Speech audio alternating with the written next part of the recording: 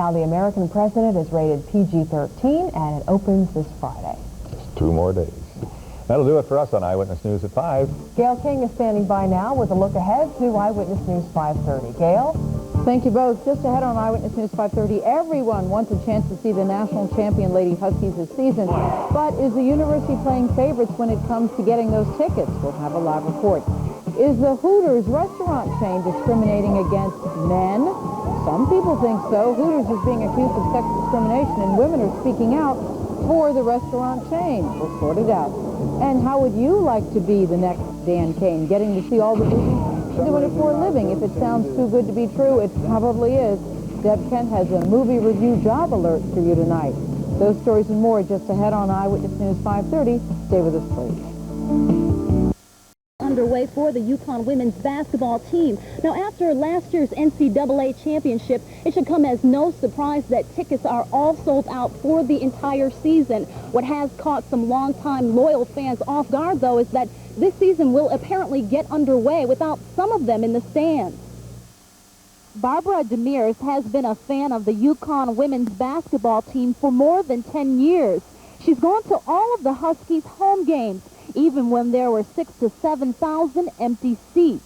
So last year's NCAA championship was particularly special. I just love this team. They're great. They've done tremendous things for women's basketball. Like so many fans, she was looking forward to this season. That is until she received this letter from UConn.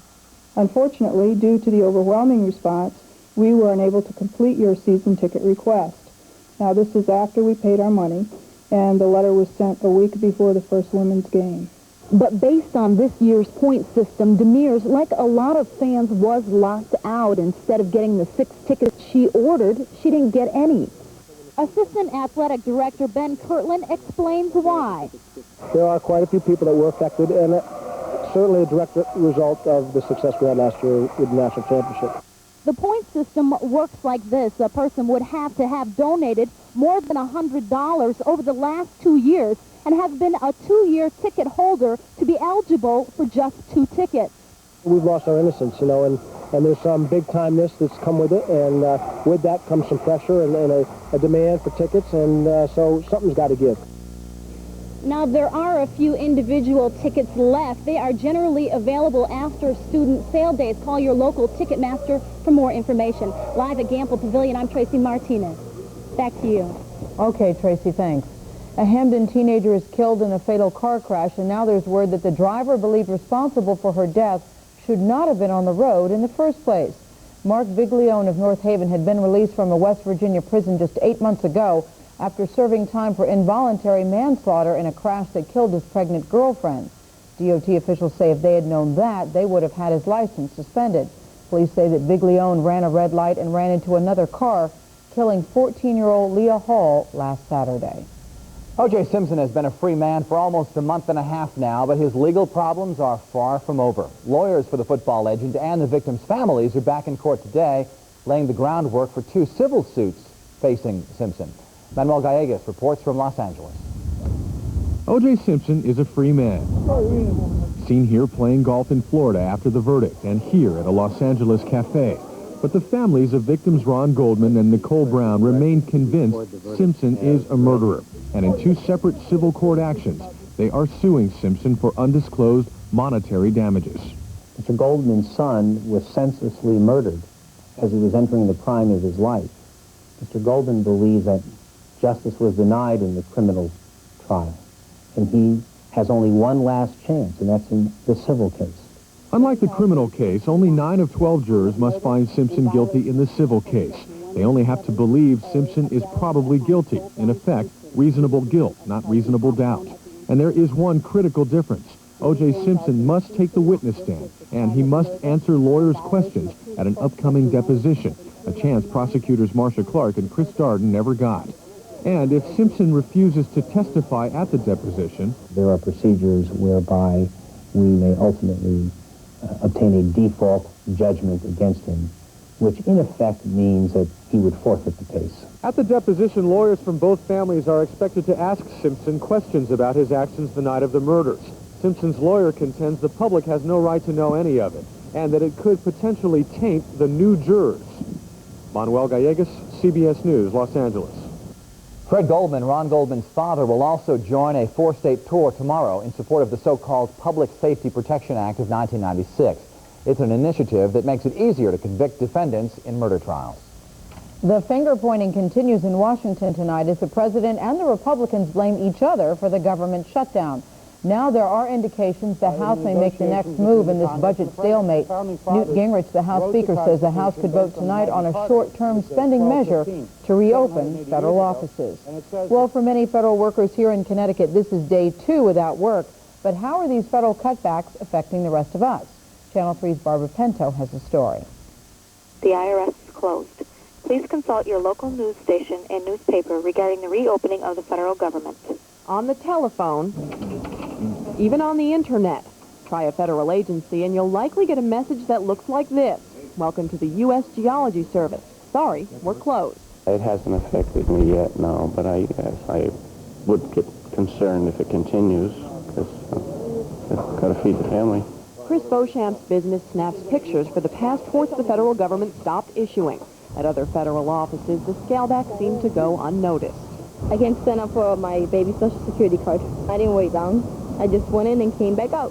Here at the Cotter Federal Building, IRS offices are closed, Social Security hearings canceled, and the skeleton crew's still working inside since they really haven't had to turn many people away. It seems that most people prepared for this long before the government shut down. You haven't been in a while.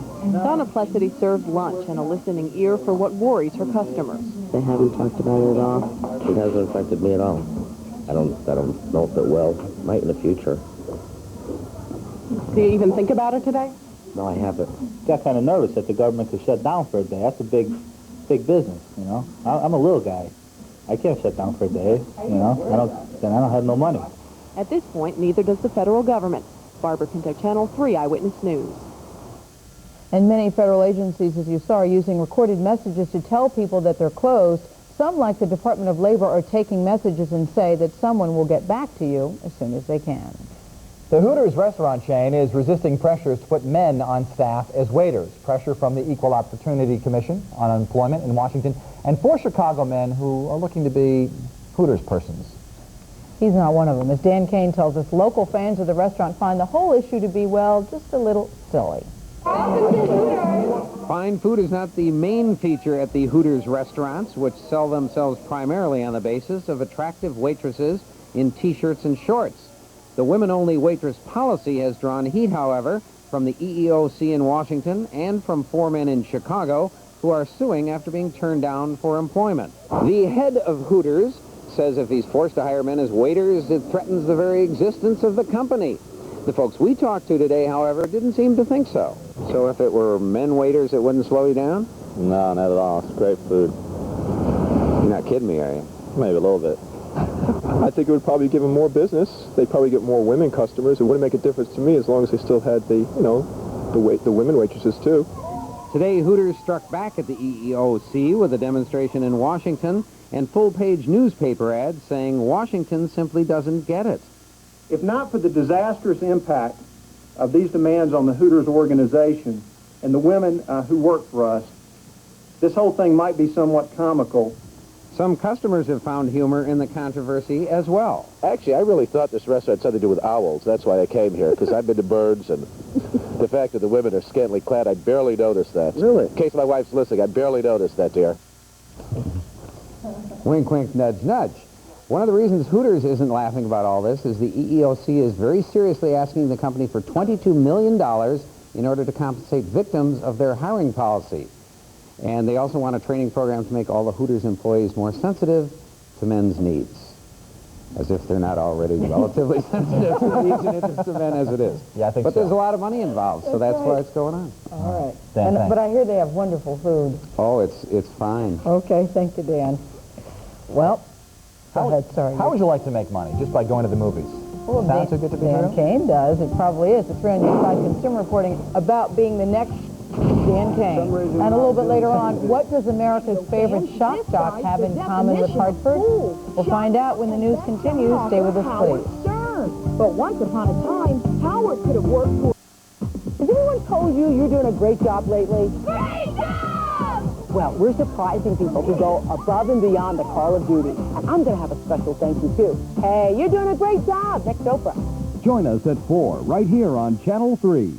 Moviegoers to review the movies. Could your love for movies turn to gold? Free on Your Side reporter Deborah Kent fears it's the latest in a long line of work at home. Come on. What a life, to be the next Dan Kain and be paid to go to the movies. Isn't that what this ad promises? Hollywood motion picture research firm needs 100 people to watch and rate movies at local theaters. Fantastic money and no cost to apply. I thought, gee, this is great. Get paid to go to movies. While this Connecticut moviegoer prefers to stay in the dark, he wants to warn others. He fell for this offer last summer and received a request for more information. We want you to fill out this form telling us how many times you go to movies, what type of movies you go to see, etc., etc. And by the way, include $23. What did he get for his $23 registration fee? This impressive theatrical film reviewer's handbook and manual, and a 15-page review form. Talk about details. What scenes in the film best demonstrate the actor's ability to deliver a high level of artistic and creative interpretation? Explain. For another $23, he could review videos. What he didn't get? Any assignments, any money. And when he called? Thank you for calling Audience Response. But you never speak to a human person. Neither did we. And this address? It's boxes and more, a mail drop. The company has also refused to give the Better Business Bureau any company information. And they've found, quote, a pattern of allegations of failure to deliver materials after payment was sent or misrepresentation of the earnings. And what about those fantastic earnings?